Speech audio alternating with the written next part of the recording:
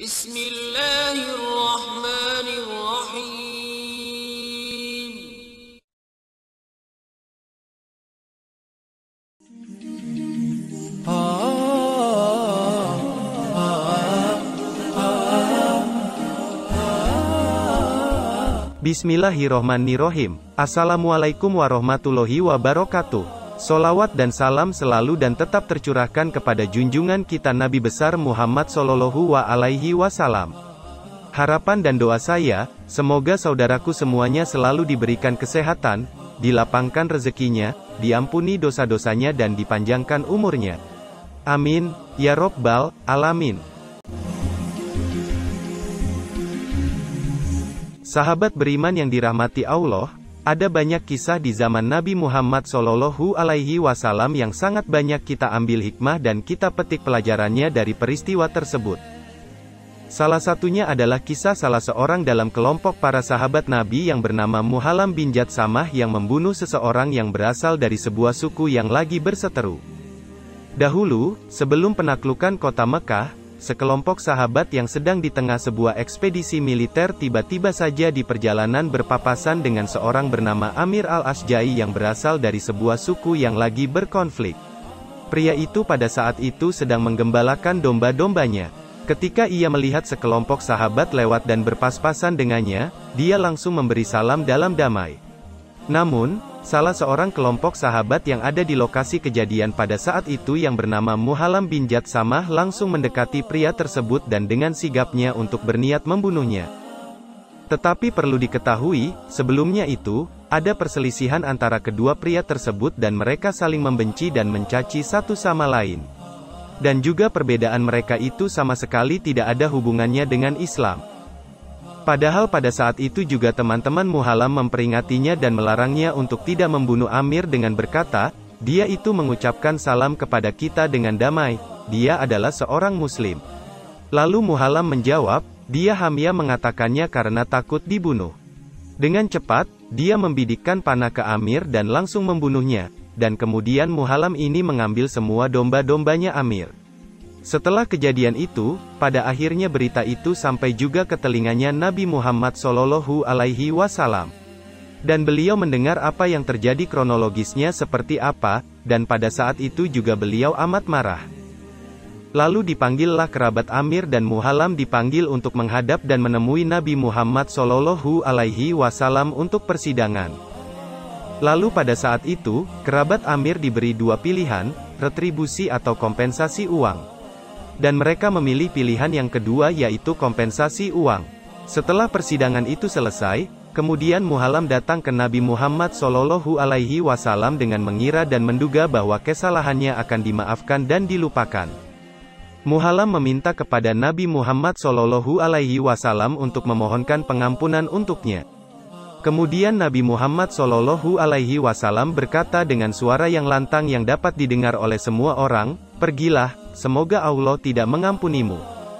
Pada saat itu juga Muhallam sangat terkejut dan kaget. Ia menyeka air mata dari wajahnya karena sedih bahwasanya perbuatannya tidak dimaafkan oleh Nabi Muhammad Sallallahu Alaihi Wasallam. Setelah beberapa hari setelah itu, Muhallam meninggal dunia. Setelah itu kerabat-kerabat Muhallam memakamkannya dan kemudian mendapati jenazah Muhallam itu berada di luar makam di keesokan harinya. Ketika itu juga kerabat-kerabatnya memakamkannya kembali dan memerintahkan orang untuk menjaga makamnya karena mengira orang-orang dari suku pria yang dibunuh Muhallam kemarin telah menggali ulang makamnya. Namun, mereka mendapati kembali dan melihatnya dengan mata kepalanya sendiri bahwasanya tanah sendiri yang mengeluarkan jenazah Muhallam. Peristiwa ini terjadi untuk kedua kalinya, dan ketiga kalinya. Setelah kali ketiga, jenazah itu tetap tidak diterima tanah dan mendapati jasad Muhallam berada di luar makam, kerabatnya pun langsung memindahkan dan meletakkan jenazah Muhallam di sebuah gua atau di antara dua gunung dan menutupi jenazah dengan bebatuan. Ketika setelah itu ia memberitahukan Nabi Muhammad Sallallahu Alaihi Wasallam tentang kejadian itu, bahwa tanah telah mengeluarkan jenazah Muhallam, lalu Nabi Muhammad Sallallahu Alaihi Wasallam bersabda yang diriwayatkan oleh Al-Tabari dan juga diriwayatkan oleh Ibnu Majah dan yang lainnya beliau bersabda, tanah menerima mereka yang lebih buruk daripada kerabatmu, tetapi Allah ingin menegur kalian. Di dalam hadis riwayat Ibnu Abi Saibah, Nabi Shallallahu Alaihi Wasallam juga bersabda, tanah menerima mereka yang lebih buruk daripada kerabat kalian, tetapi Allah ingin menunjukkan kepada kalian kesucian yang dimiliki masing-masing dari kalian. Kemudian juga, atas peristiwa tersebut, Allah menurunkan ayat dalam Al-Quran untuk memperingatkan kita untuk jatuh dalam hawa nafsu.